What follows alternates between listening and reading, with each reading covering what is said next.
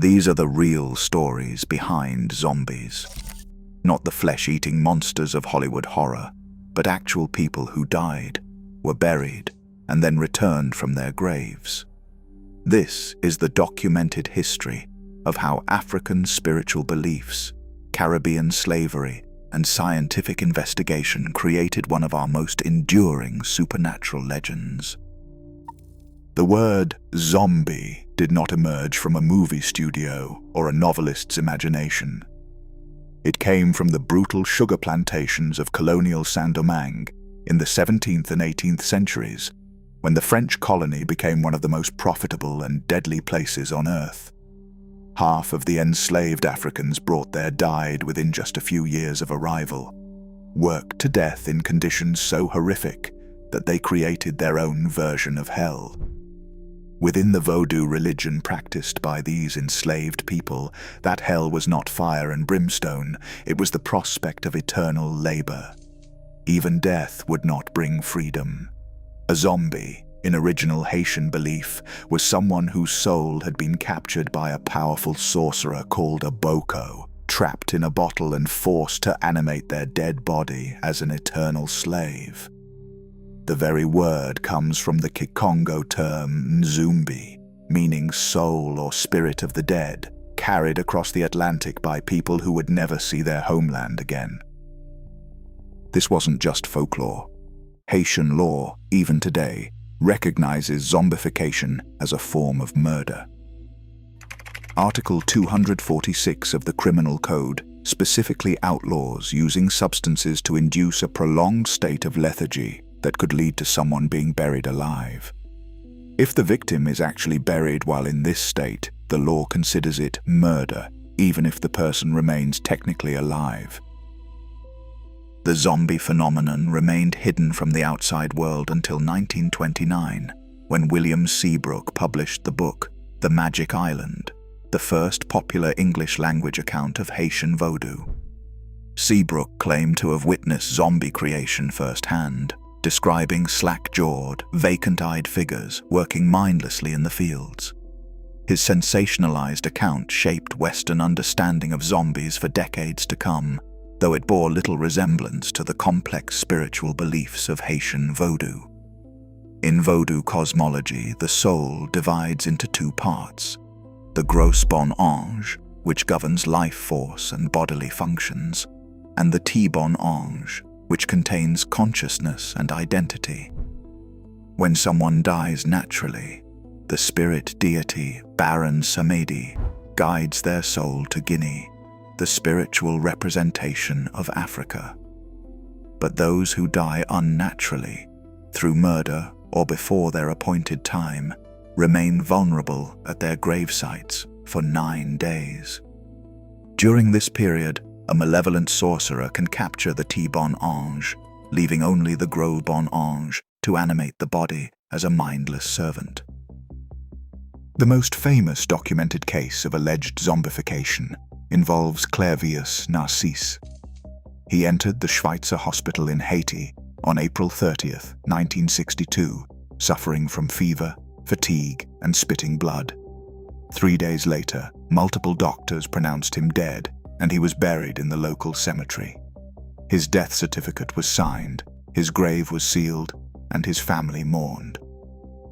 18 years later, in 1980, something extraordinary happened. Narcisse appeared in his home village, claiming to be the man who had died and been buried nearly 2 decades earlier. He approached his sister and recounted intimate family details that only the real Clairvius would know. According to his account, he had remained conscious throughout his burial, floating above his grave and hearing his sisters weeping at his funeral. He said that sorcerers had dug him up, given him additional drugs, and forced him to work on a sugar plantation until the death of the lead sorcerer freed him from the spell. Dr. Lamarck Douillon, a Haitian psychiatrist, and Dr. Nathan Klein, a prominent psychopharmacologist with 30 years of experience in Haiti, documented Narcisse's case extensively. They verified his identity through family recognition, dental records, and intimate knowledge of family history. The case attracted international attention, and it remains one of the most thoroughly investigated zombie claims on record. This documented case caught the attention of Wade Davis, a Harvard graduate student in ethnobotany who traveled to Haiti in 1982 to investigate the scientific basis of zombification. Davis collected 8 samples of zombie powder from 4 different regions of Haiti, finding 4 common ingredients across 7 of the samples: pufferfish containing the neurotoxin tetrodotoxin, marine toads producing various toxic substances, hyla tree frogs secreting irritants, and additional ingredients including lizards, spiders, and even ground glass. Tetrodotoxin, Davis argued, was the key. This powerful neurotoxin found in pufferfish is 160,000 times stronger than cocaine as a painkiller and can induce a death-like state at sublethal doses. Victims remain conscious but completely paralyzed, with breathing and heart rate so suppressed that they appear dead to observers. Davis theorized that this was how sorcerers created zombies, not through supernatural means, but through sophisticated knowledge of natural poisons. Davis's findings, published in the book The Serpent and the Rainbow in 1985, created a firestorm of scientific controversy. Supporters pointed to laboratory evidence showing that tetrodotoxin could indeed create zombie-like states. Critics, however, found little or no tetrodotoxin in the powder samples Davis provided. Toxicologists Chen Yuan Cao and Toshio Yasumoto concluded in 1986 that claims about tetrodotoxin causing zombification were without factual foundation. Some accused Davis of fraud, though he maintained that various factors could account for the negative results in subsequent tests. While scientists debated the biochemistry of zombie powder, the concept had already escaped Haiti and transformed into something entirely different. In 1932, just 3 years after Seabrook's book appeared, Hollywood released White Zombie, starring Bela Lugosi as a zombie master controlling mindless servants. Shot in 11 days on a $50,000 budget, the film established zombies as supernatural slaves rather than the spiritually complex beings of Haitian belief. The modern zombie as we know it, the infectious flesh-eating monster, was born on October 1, 1968, when George Romero's Night of the Living Dead premiered. Made for just $114,000 using chocolate syrup for blood, the film never once used the word zombie, referring to its antagonists as ghouls instead.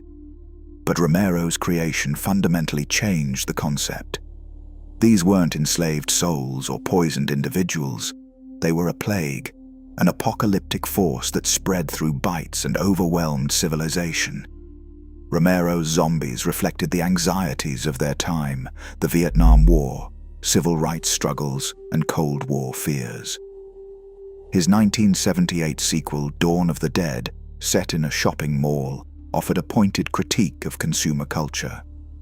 The shambling undead became a metaphor for conformity, mindless consumption, and social breakdown. This transformation represents one of the most dramatic examples of cultural appropriation in popular entertainment. The zombie evolved from a specific aspect of African diaspora spirituality, a complex belief system developed by enslaved people to cope with unimaginable trauma, into a generic monster divorced from its cultural context. Scholar Colin Dayan argues that this exoticization served to justify American occupation of Haiti and perpetuate harmful stereotypes about Vodou. Today, zombies dominate popular culture through films, television shows, video games, and novels. The Walking Dead franchise alone has generated billions of dollars in revenue. Academic institutions now study zombie narratives seriously. The University of Pittsburgh is establishing the George A. Romero Horror Studies Center, and New York's Museum of Modern Art recognized the artistic merit of zombie films as early as 1970. Yet, in Haiti, where it all began, the original beliefs persist. An estimated 50 to 80% of Haitians practice Vodou in some form, often alongside Catholicism. In 2003, the Haitian government formally recognized Vodou as an official religion, acknowledging its historical and cultural significance. The zombie remains what it always was in Haitian belief, not a monster to be feared, but a tragic figure, a soul trapped between worlds, unable to find peace. The history of zombies reveals how cultural beliefs travel, transform, and take on new meanings as they cross borders and centuries. From the plantations of colonial Haiti to the multiplexes of modern America, the zombie has served as a mirror for our deepest fears about death, control, and what it means to be truly alive. Understanding this history does not diminish the power of zombie stories. It reveals the real human experiences that gave them life.